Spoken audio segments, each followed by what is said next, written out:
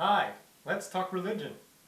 So, as some of you know, I'm a student of religions, but my area of expertise is in fact Islam and Sufism. And now, what is Sufism, you may ask? And that's a very good question. I think when a lot of people think Sufism, they get this image. And technically, yes, that is Sufism, but it's in fact a very specific ritual by a specific order of Sufism called the Mevleviya that's based in Turkey.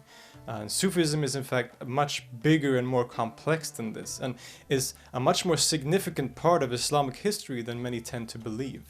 Now, many people tend to describe Sufism as the inner dimension of Islam, or Islamic mysticism, or associated with ascetic individuals living in caves in seclusion in the wilderness. But this, in fact, is a great oversimplification of the subject, and Sufism is a tradition that has taken on many forms, and diverse forms throughout history. To explain it properly, we'll have to go way back, all the way back, to the very inception of the Islamic religion and the immediate aftermath after the death of the Prophet Muhammad.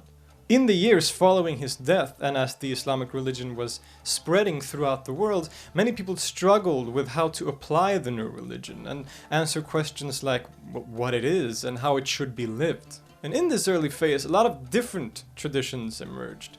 One was the legal tradition known as fiqh, which established the diverse legal system we know today as Sharia, that thing that everyone's so afraid of. And this was a way to establish the right way to live as Muslim people and as a society.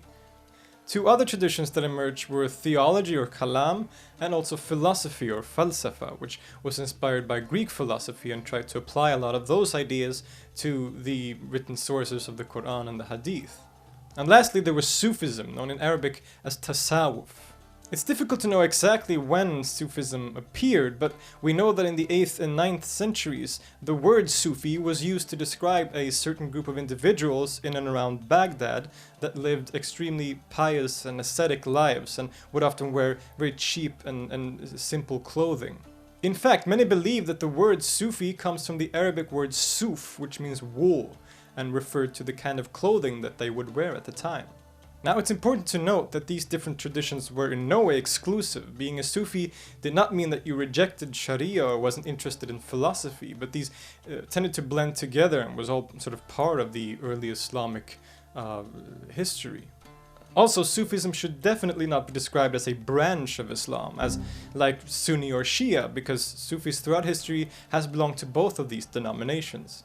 Now, these early ascetic individuals would lay the groundwork for what would become a hugely diverse and influential tradition within Islam. One of the most famous of these early Sufis was in fact a woman named Rabi'a al-Adawiyya or Rabi'a al-Basra, and she's often described as a very beautiful woman who turned her back completely on the world and spent all her time in devotion and love for God. Now, this focus on unconditional love would later become a staple of Sufism, at least some branches within Sufism, and it is perhaps best expressed in one of her famous sayings. If I adore you out of fear of hell, burn me in hell. If I adore you out of desire for paradise, lock me out of paradise. But if I adore you for yourself alone, do not deny me your eternal beauty. Now, these early Sufis eventually evolved in different directions and are sometimes divided into two very general categories, which is sober Sufis and ecstatic Sufis. A very famous of the latter is a man by the name of Mansur al-Hallaj, who was a very controversial figure both during his lifetime but also to some degree still today. In a very popular story, it is said that Hallaj, after intense spiritual practice, entered an ecstatic state where he ran out on the streets of Baghdad shouting Ana al-Haq, which is usually translated to I am the truth. Now, truth, or al-Haq, is in fact one of the so-called 99 names of God, and thus what Hallaj was essentially saying is I am God. And this, of course, shocked the authorities at the time, who executed him in a rather nasty way for daring to associate himself with God. But according to many Sufis, what he was doing was actually quite the opposite.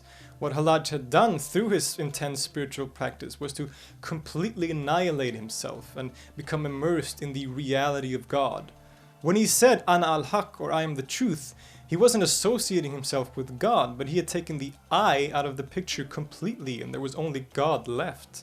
This, to Sufis, was in fact the ultimate sign of humility, and which is quite the opposite of what the authorities thought, and this was also become a main tenet of their practice. It's kind of similar to the philosophy that Jim Carrey is obnoxiously trying to convey in every single interview nowadays. In spite of its great diversity, especially later on, there were a few unifying practices and teachings that can be said to characterize Sufism generally. One of these is referred to as jihad al-nafs, or struggle against the self. Now, the nafs is a complex word that is usually translated to everything from ego to self or lower self. It's the part of us that we usually identify with, the I, or the me, so to speak.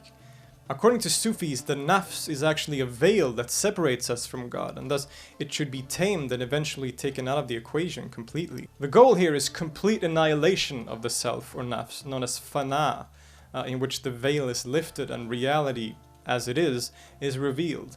What this actually means is a debate that's been discussed throughout history, and there are a lot of different people who have very different opinions about it. But this also leads us to another unifying characteristic of Sufism, which is practice.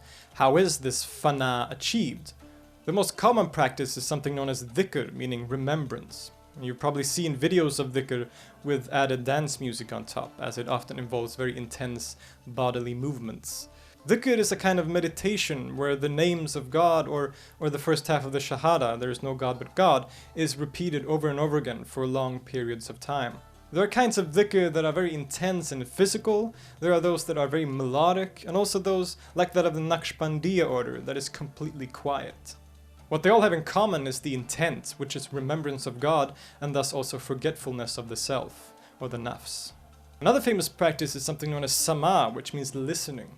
And these rituals often include music or recitation of poetry or the Quran, and has kind of a similar function to the dhikr. But here, ecstatic states are reached through listening to these things, music or recitation. Famous examples of sama include the whirling dervishes of the Mevleviya that I mentioned in the beginning, and also Qawwali music made famous by people like Nusrat Fateh Ali Khan. As Sufism grew in popularity, it started to eventually become more systematized, both its teachings and its practices. Around the turn of the first millennium, Sufism can be said to have taken the form that, to some degree, it still holds today. And this was mainly for two reasons. One was the intellectual systematizations of its teachings and wider acceptance as a result, brought on by people like Abu Talib al-Makis, Abu Abd al-Rahman al-Sulami, and perhaps most famously, Abu Hamid al-Ghazali. It's not really historically correct to say that there existed a Muslim orthodoxy that was in opposition to Sufism, but al-Ghazali certainly was one of the main factors in Sufism's wider acceptance throughout the Muslim world. In his book, The Revival of the Religious Sciences, he said to have successfully created a synthesis between Sufism, fiqh or jurisprudence, and kalam-based theology, and which resulted in its, like I said, the wider acceptance. Also around this time, the practitioners of Sufism began to organize themselves into tariqas, or orders. Tariqa means way, basically, or path. Many of these orders still remain today and can differ dramatically in terms of practice or philosophy. Some of the earliest and most famous of these include the Qadariya, Shadiliya, Naqshbandiya, Rafaiya, and so on. All of these orders usually formed around a sheikh or a saint, which they call in Arabic wali, or friend of God, more properly translated, and the teachings that he is associated with. So the Qadariya was formed around a man named Abdul Qadir al-Jilani, and the Shadiliya around Abu Hassan al-Shadili, for example. And the veneration of these saints is also a great characteristic of Sufism generally, and their gravesites or shrines often become a place of pilgrimage. It is thought that these saints possess a kind of divine grace called barakah, which can be received by just being close to him while he's still alive, or after he's dead by his gravesite or shrine, as that shrine still possesses some of that barakah. The teachings and barakah of these saints is also passed down in a line of succession called silsila, which is why the idea of the sheikh is so important in Sufism. Generally speaking, if you are practicing Sufi, you need a sheikh, a spiritual master who will guide you on the path. His legitimacy is based on the line of succession that usually goes all the way back to the founder of the order and eventually also to the Prophet Muhammad himself. There's a whole lot to talk about when it comes to Sufism, and it all can't just fit into one episode, as that episode will become way too long. So we're gonna have to divide this into 2 episodes. So I'm gonna end this one here, and I'll release the next one next week. So I'll see you then.